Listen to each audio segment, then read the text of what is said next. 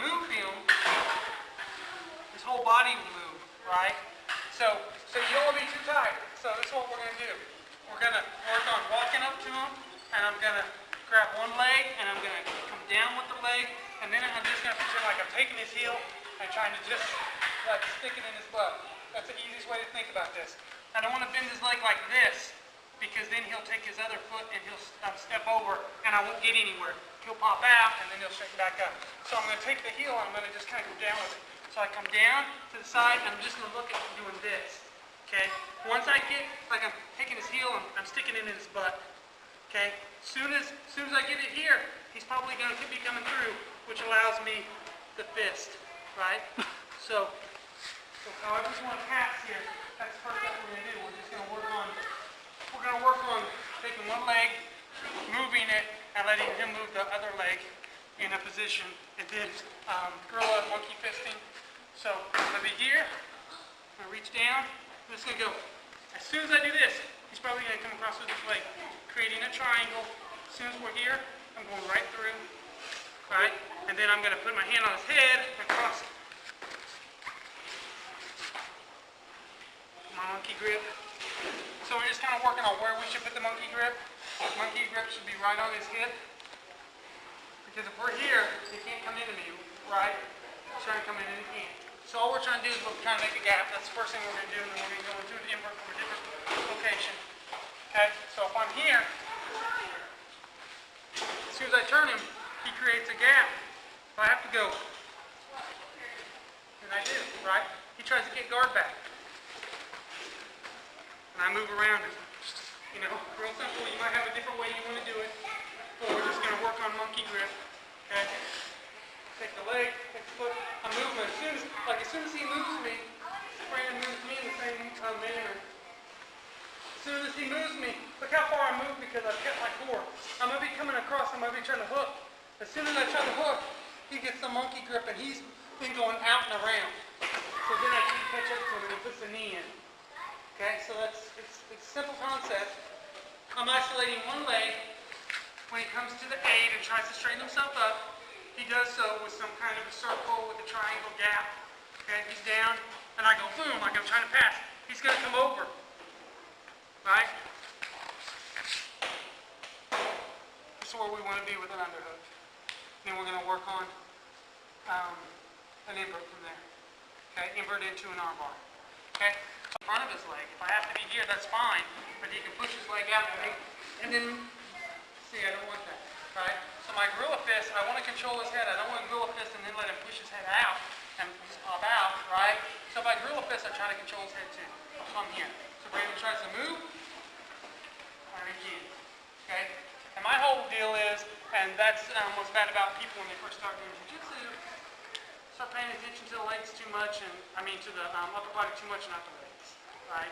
So if I'm concentrating, you'll see guys who don't come to class very often, or haven't been doing jiu-jitsu a lot. They do this, like me and Brandon are grappling, and they're concentrating right here. Well, Brandon's got a huge gap, and they're like, well, crap, how do I get out of his guard?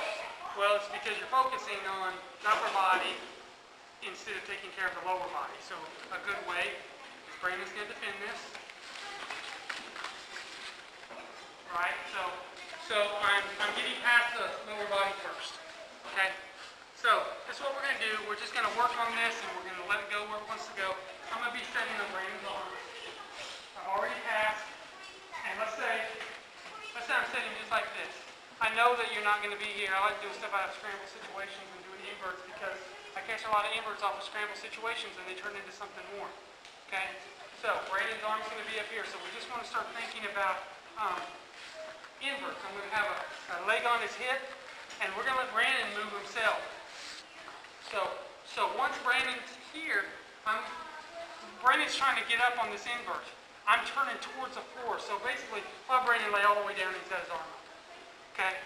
I don't want to go, hey, this is the exact invert from this position. We're just going to get used to. We've done inverts from guard. We've done inverts from mount. We've done inverts from all these places. We just want to start looking at a weird angle on pulling an invert, just like if we got in a scramble situation and we're stuck here. You know, and I'm still pulling an invert on Brandon. I'm right below his elbow, and I'm tight. The key for an invert is this right here. And then the next key is coming over once Brandon's here, I got my foot on his hip, so he tries to come up. And I push on his hip, and I keep coming over. If Brandon wants to keep coming, that's fine. His head's got him stuck. All right? So the first step is, before we turn this into an arm bar, have Brandon move and just allow it to happen. The first step is, we're just going to have Brandon here. Let's say we're not even on his arm. Keep that arm all the way down. I'm just going to slide in. I'm going to think about different angles is what we're thinking about. Okay, this isn't a move where you try to hit you and then you step off here. Of course he's jumping up, but we want you to feel comfortable. Like you can't feel comfortable in invert if you're doing it incorrectly, right? If you're doing an invert, he's got to, like you got to be able to pull it. Like Brandon's in trouble right here, right? Brandon's in trouble on this invert, even if I'm in a bad location in this all this distance, because I'm doing an invert pretty tight, pretty correctly. So Brandon wants to get out, he's going to have a hard time. So therefore, whenever I have him in guard and I'm putting the invert in, he's really in trouble because I know the feeling that he should be caught in to get him in the invert. So we're going to place it on the hip. I'm going to pull him in, and I'm just going to come across. I'm not going to go down real hard as much as I'm coming down and over. And Brandon will tap when he feels it. Okay? So let's just get used to doing an invert from a distance. And think about it differently than doing an invert from close, let's say close quarters, right? We've done inverts like this before, where we're close, right? And we're doing an invert, we're turning. I want to hit another angle on the invert, and then we'll turn it into an arm bar. Okay? He'll tap, or check this out. I'm not going all the way through. I'm just keeping it. Brandon's going to keep it in there, and it's going to pop all the way to here, and Brandon's going to legitimately hold it, right? I'm going to go slow. Pulling it, just going to pop in. It's going to pop in the pocket. See, he'll do it. Like I just hold it here. I let go. It goes back in. He's going to pop it right in the pocket. He's going to put it there. So he puts it there.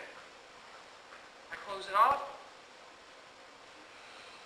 Okay, so Brandon don't have a choice. It's a shoulder lock or it's an elbow crank, right? So he's back in there. So if he's here, I don't care. Now, you got to have pressure on the hip. So if I didn't do this, he's going to pop up. Like Brandon, he's not going to tolerate that. I'm screwed, right? But if I'm here, watch this. He holds it, he tries to pop up. Like he'll give it to me or he'll get shoulder cranked. Okay?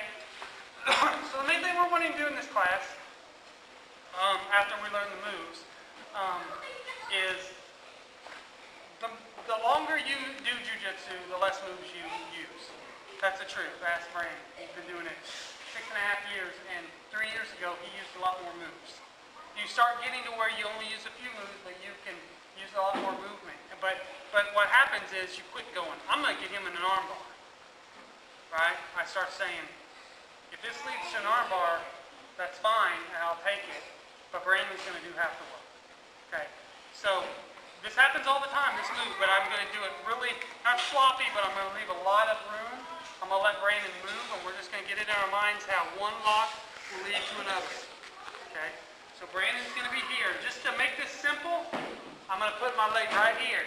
Like this is going to be so simple. Look, pay attention where my leg's right on his head and it's on his hip.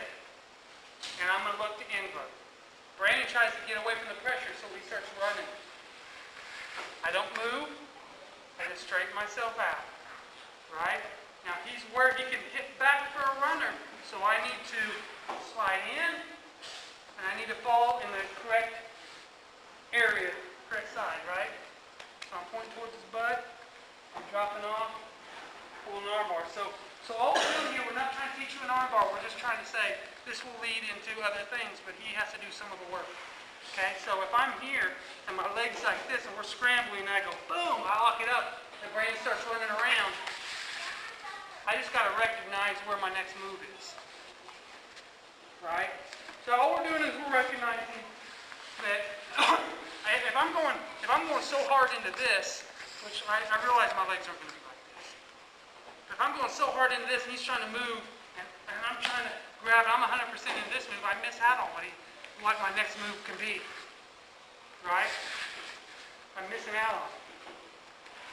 Okay, so all we're doing is we're recognizing when he's giving us something else, we're going 70% into a move, so we're still got concentration. All about you guys when you don't think about the next move. pulling it, and I'm recognizing where he's going, so I'm just fixing my body to get in that position. So last time, watch out. I'm 70% into this. So I go, boom. Now look, I'm not letting him go anywhere, and that's fine.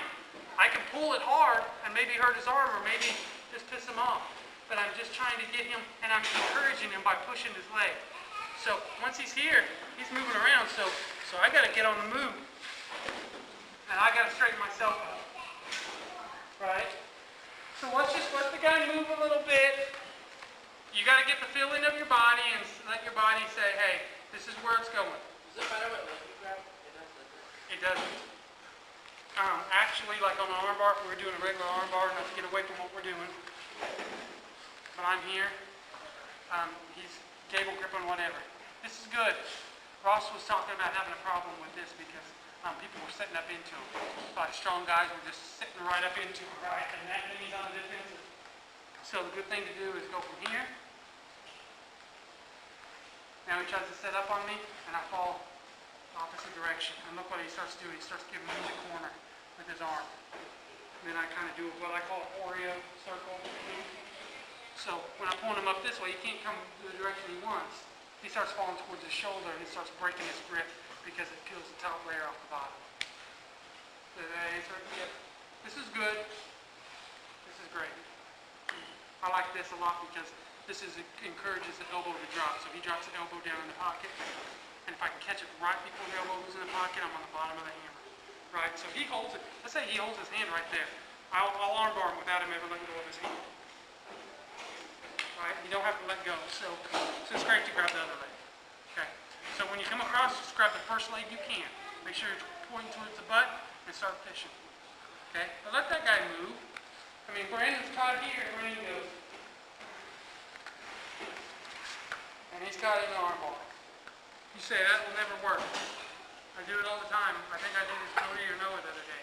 And they want to go in that direction. It's not that you're going to get people all the time, but you're recognizing that there's another move that's there. Right? Okay, let's try it.